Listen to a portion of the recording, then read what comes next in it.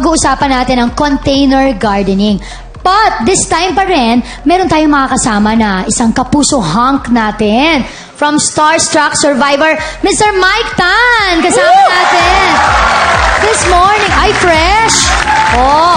Fresh yung Mike Tan. Kasing fresh ng mga gulay natin dito. Oh.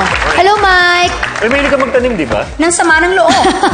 Hello, Mike. Welcome. Welcome. Na-try mo na ba magtanim? Oo, may garden naman kami noon. Doon nila mama. Pero, hindi ko alam eh. Yaman, may garden. Hindi, si Lola kasi noon, syempre, di ba, yung mga lola natin. Kasi di ba, ang mahilig sila hirap ng magtanim talaga. malaking space talaga. Hindi naman lahat meron mayroong sila. malaking space. Pero hindi ito yung, ang pinag-uusapan nyo kasi, puro gulay eh.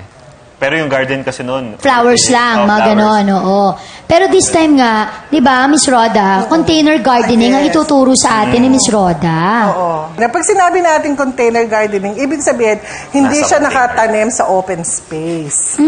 Sa mga ganito lang po siya natin itatanim. Pagkatapos, meron po kayong lupa. Yung lupa po, wag masyadong basa, wag naman pong tuyong-tuyo.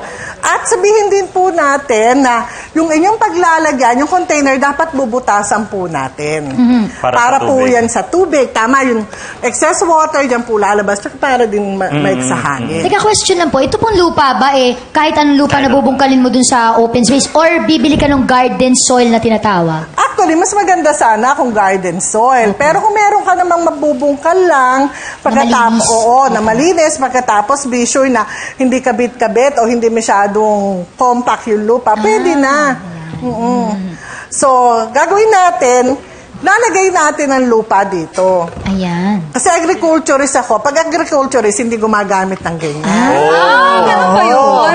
Nagkakamay Bakit ng po? agriculture. Siyempre. Si Alex daw po ang magtatanim. Sige. Gagawin ko yan. Pero since hindi Wala na pong ako gloves. agriculturist, maggamit ako ng Mag-gloves ka. Ayan, tumatapon. Konti pa. O Yung ikaw, mga Miss Alex. soil Ako? dyan. Sige. Huwag naman pong Miss Alex. Ano? Mrs. na lang po. Mrs. Sid. Ay! Yung seeds, kailangan Kailangan seeds. natin ng seed. Sid, ano seed? Para sa ganon, ay talagang makasiguro tayo, di ba, na gusto mag-blossom yung ating mga pananim. Ewan ko sa inyong Kasi lahat. anong itatanim natin kung walang seed? Ayan. Pag meron na po kayong ganito, guhitan lang natin. Miss Alex, guhitan mo ng Guguhitan pagganon. ko Ng kamay lang. Pagkatapos, Miss Alex, ilagay mo na yung seed mo. Ayan, ibudbud mo na. Ibubudpud doon sa Yan, ibudbud mo na, Miss Alex. doon po sa guhit. Pagkatapos, tatakpan po natin. Dapat ang pagtakip po, very gentle. Didiligin po natin siya. Ang pagbasa po dito, hindi ho yung parang pinaliliguan nyo ng ganon. Opo. Ay, paano po? Wisik-wisik po? Oh, wisik-wisik lang. Ayun. So, Kaya yan naman. po.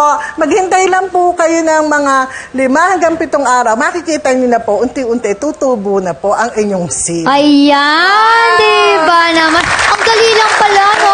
Actually, alam mo, dapat talaga magtanim na tayo ng sarili nating pagkain. Basta ang bottom line, hindi ka naman pwedeng magtanim kung walang seed. Ayan.